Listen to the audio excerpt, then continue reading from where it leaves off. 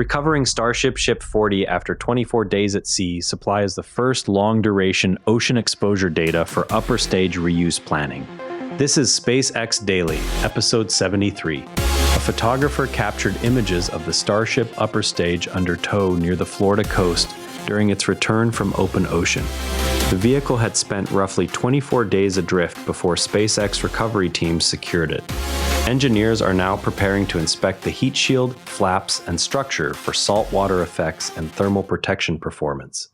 Recovery crews successfully guided the Starship upper stage to a holding position near Christmas Island after the extended drift. This inspection builds on the flight test campaign ongoing at Starbase and will show whether marine exposure introduces new refurbishment steps. A SpaceX recovery team is en route to perform additional structural and thermal analysis before the vehicle is towed back to Starbase. Observers on r/SpaceX Lounge are discussing whether the 24-day drift will reveal new heat shield degradation patterns not seen in shorter recoveries. Users are also sharing photos of the Starship upper stage under tow near Christmas Island and comparing them to earlier booster recoveries. A Falcon 9 is scheduled to lift off from Vandenberg Space Force Base at 8:45 p.m. Pacific Daylight Time, carrying 24 Starlink satellites. Public viewing areas remain open along the Central Coast with expected clear sightlines from several beaches. The mission continues the steady cadence of constellation replenishment flights. The Starlink 17-50 mission will add another 24 broadband satellites to the company's mega constellation.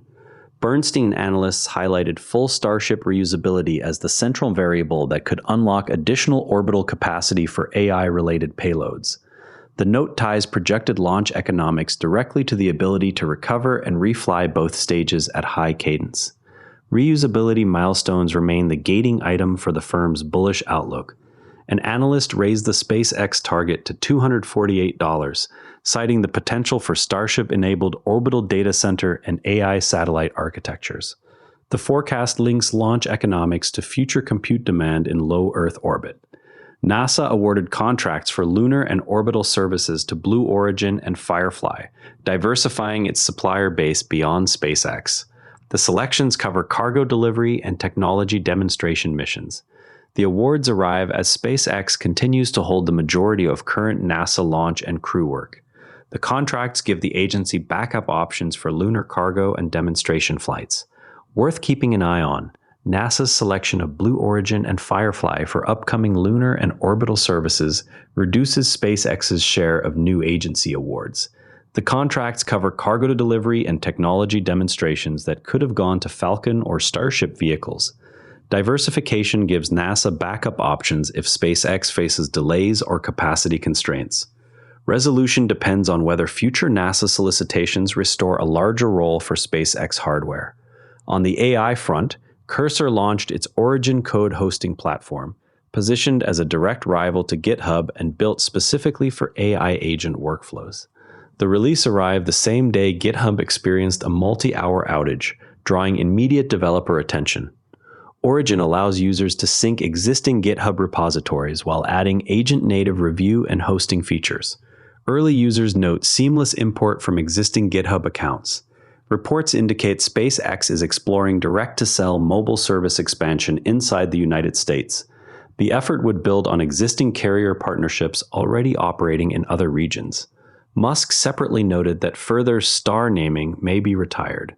The potential domestic rollout would extend Starlink's direct-to-cell capability to additional U.S. carriers. The engineering reality is that Starship Ship 40's 24-day open ocean drift tests the upper stage's ability to survive prolonged saltwater exposure without active thermal control or protective measures.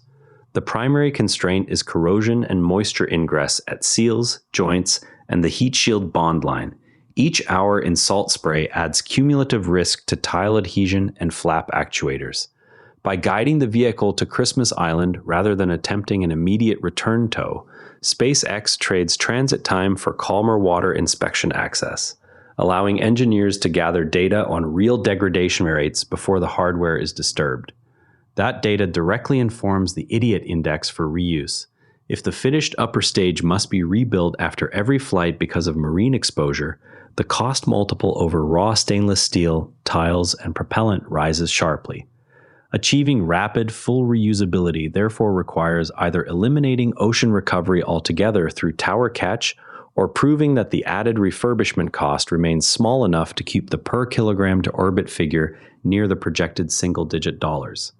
The next observable milestone is whether the post-inspection condition of Ship 40 supports a return to Starbase with minimal intervention or forces a longer maintenance cycle. Engineers will measure tile bond integrity, flap actuator function, and any internal moisture that reached avionics or propellant lines. Those measurements will update models that predict how many flights an upper stage can complete before major overhaul.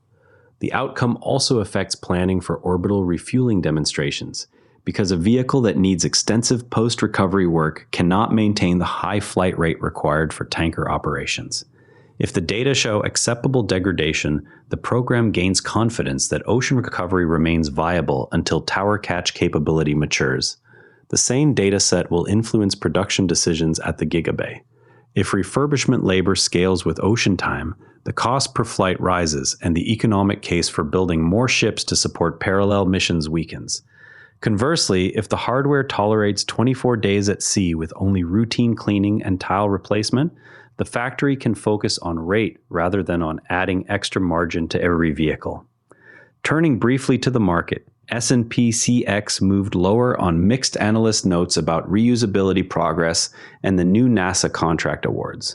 Before we go, the inspection results from Ship 40 will shape the next steps for Starship reuse planning. That covers everything worth knowing about SpaceX today.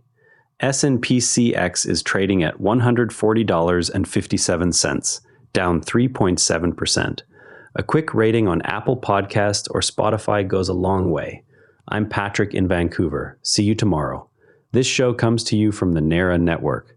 If you want another sharp daily briefing, Modern Investing Techniques has you covered. Modern strategies for Canadian and U.S. investors. All our shows are free at naranetwork.com. And on the website, every episode's visuals live in our free image gallery at naranetwork.com/gallery. Royalty free under Creative Commons. Download with attribution. This episode used AI voice synthesis of my voice. Editorial selection and analysis are my own.